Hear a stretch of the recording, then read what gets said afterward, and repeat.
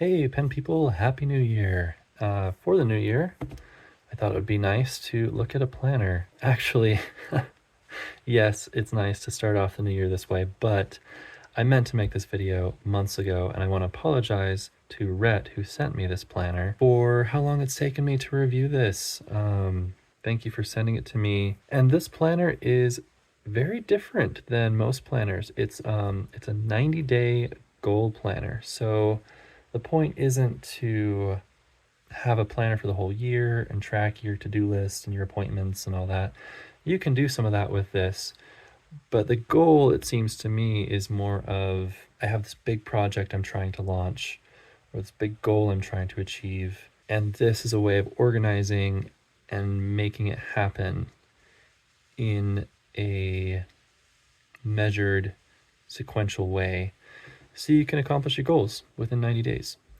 So I like the idea of it quite a bit. So I'm going to walk you through what it looks like, what all the features are that it has. I'm going to talk about how fountain pen friendly the paper is. That was one of the main reasons they sent it to me, is they wanted to know, did we pick a good paper? Is this fountain pen friendly? So we'll talk about that. Let's start with the cover here. This little dust jacket label thing.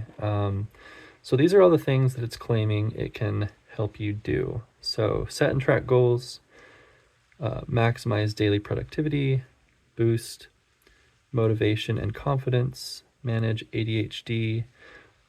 I'm not sure about that one. I think I've seen a lot of brands or products market themselves these days as ADHD friendly. I don't know. I'm someone who I haven't been diagnosed, but I'm strongly suspicious that I have some ADHD. So we'll talk about that. Create success habits, enhance time management, and fuel entrepreneurial drive. This seems to be a big theme with this planner. Is it's kind of focused on entrepreneurship, trying to help you kind of launch your business or whatever it is that you're trying to do. All right, let's take this thing off. We don't need it anymore. I think we covered everything there. So elastic closure, feels pretty sturdy, nice. One ribbon bookmark, nice. This cover is pretty cool, this palm tree. I really need to look up all my terms and get it right, but it's like stamped into this very soft leatherette cover. It reminds me of like a Rhodia web notebook a little bit. It's kind of this, it's hard, it's not really squishy, but it just has this very soft feel to it. On the back, I think I got some ink stains on it, sorry. It says your lifestyle business, has the palm tree again, and it's again stamped into the leatherette cover, but it's also, again, the terms, sorry. It has like a silver inlay, like a silver, I don't know what you call it when it's silver. Like gold leaf, but not gold leaf, you know? Anyway, the binding is really interesting. I don't... My terms. I have no terms. I have no vocabulary to talk about stuff, and it's embarrassing. But the binding here is interesting. If anybody knows what this style of binding is called, let me know. I've seen one or two notebooks like this, but it's not really common to have this. So basically, the cover boards are just like stitched onto the outside of the spine. I don't think it changes functionality at all. It's just a style choice. All right, let's open this thing up. So it has places for your name, contact info, dates, all that kind of stuff. There's a QR code for some additional resources, printables, some kind of orientation type material to help you get started with the journal. And then you have this, QR codes again, and just a lot of information about how to use this journal. And it continues here and here. And then I think we're getting it more into the journal stuff, or the planner stuff there. Sorry if I've been saying journal this whole time. I guess it is a journal. Anyway, whatever, journal, planner, planning journal. Okay, so I want to come back to the ADHD thing here. I don't know about you, but when I open this up and see all of this text, I'm immediately overwhelmed. I'm like, whoa, this is too much. I don't know if that's an ADHD thing or if that's just, I don't know, or if that's just me. But when I see this, I'm like, this seems like a little much. I wonder if this could have been condensed, reduced. You know, I'm an editor. I love figuring out how to say something in a simpler, more concise way. And I wonder if this planner could have benefited from that a little bit to kind of streamline and figure out what is actually important for us to say here. Again, that might just be me, but here we have a lot of like mindset stuff, like stuff to kind of help you analyze yourself, where you're at, where you want to be. That's interesting and helpful. Kind of more of that stuff. What does your perfect day look like? What belief systems are holding you back? Your bucket list and dreams, annual goals. Okay, then here we have 13 weeks, goals and projects. So it lets you kind of outline what you want your goals to be during these 13 weeks. And there's more space for that type of thing here. And it gives you an example.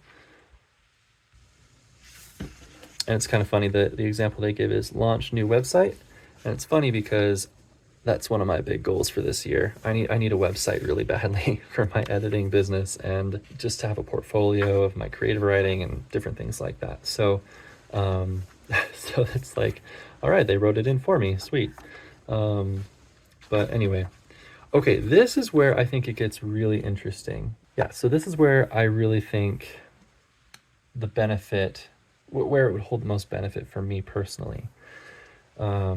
I really like how it lays out the weeks. So it lets you list your top 3 goals for a given week. And those goals, I'm sure, are supposed to kind of connect back to your 90-day goals. So like you make your 90-day goal and then you break it up into chunks. And then this is kind of where you put those smaller chunks for things you want to do on a particular week. Other projects, other things that need to get done. And then you start into the week, and each day of the week gets a day. And so every day gets your top 3 tasks, time blocks, if you have specific things that you need to block out, work time, appointments, whatever, other activities, projects that you're working on. And then I really like, okay, this is something I really like about this planner as well. 3 things that went well today, 3 things to improve. I really like the opportunities this planner gives you to reflect on how things went, because when I'm planning, it's like I put my to-do list down and then I just go about my day, and if I'm lucky, I get a couple of the things done off my to-do list, but I don't ever really finish my to-do list, you know? I'm just maybe not focused enough, maybe I don't have enough time, whatever. But I really like the ways they offer, or that this offers, to measure your success and figure out ways you can do better the next day. So every day of the week, Saturday, Sunday, and then you come to a spread for weekly reflection. And so again, there's space to talk about your goals, and then you get to just kind of reflect on the week and how it went. Sorry, I'm zooming in and out. I'm trying to figure out how to best show you guys this, but oh well. All right, so your biggest wins, biggest areas that need improvement, biggest challenges, and then there's like this pie chart. Anyway, so there's a lot of opportunity to reflect on your performance, on how you did, focusing on your goals and achieving them, which I think is cool. And then from there, we get into week 2. And then it's just the same thing week to week. So we can skip ahead here. Let's see. Okay, so there's a 60-day goals reflection. I wonder if there's a 30-day. Yeah, there we go. 30 days goal reflection. So again, more opportunities to reflect and figure out how well you did and what you can do better.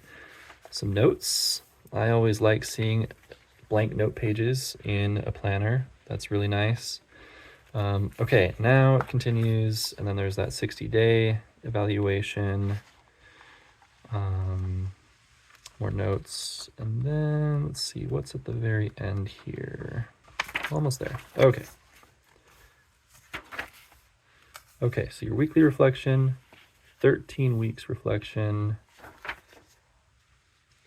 Okay, and then carry forward page. So use this page to note any tasks, goals, ideas to carry forward to the next quarter.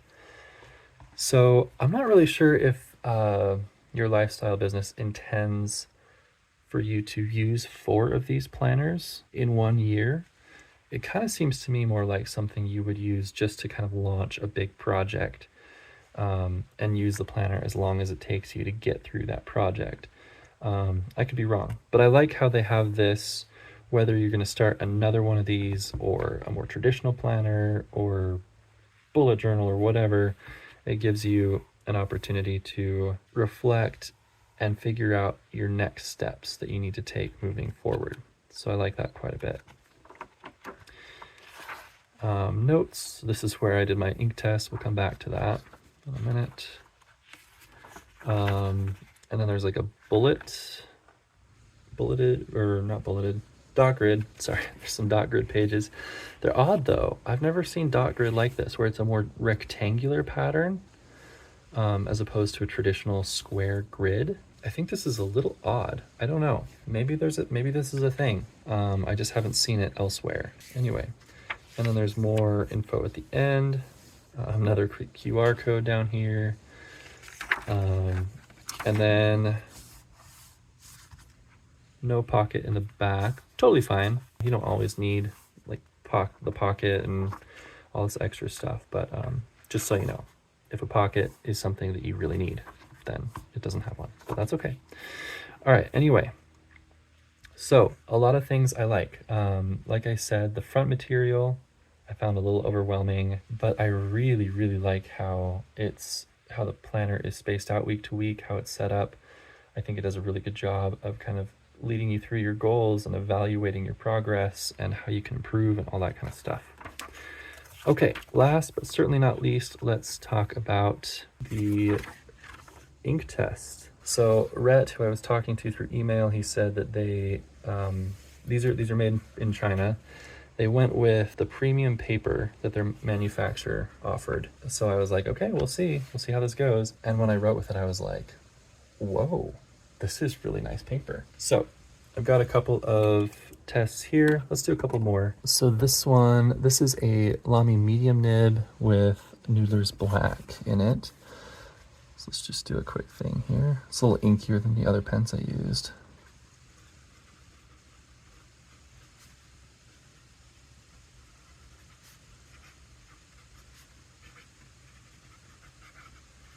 Okay, you get the idea. Let's do one more here, and then we'll flip it over, look at the ghosting, bleed through, all that kind of stuff. Okay. Oh, and this is a fine Lamy nib with Pilot Iroshizuku Sioro. It's one of my favorite inks.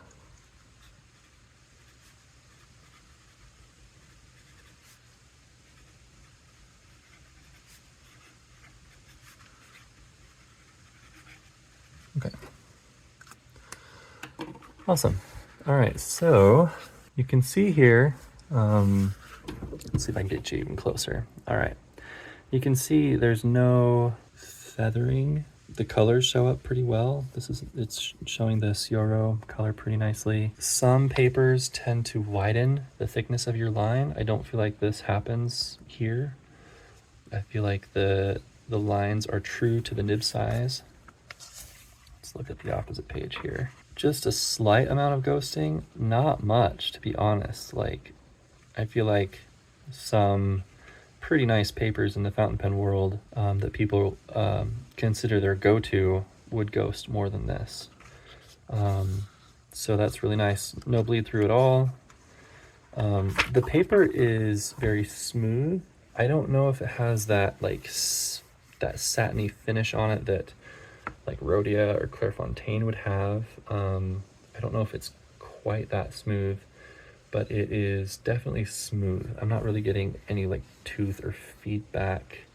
Maybe just a little bit of feedback, but in a pleasant way. So like I wouldn't mind having a whole writing notebook mouthful of this paper, you know? It's decent stuff. It's really good. So yeah, so there are the features of this 90-day goal planner to help you accomplish your big projects, your big dreams, and as well as just an assessment of the quality of the paper when it comes to using fountain pens. I'll put a link below to where you can purchase this on Amazon if you're interested. I think that's about it. So if you have any questions, let me know. And again, Happy New Year.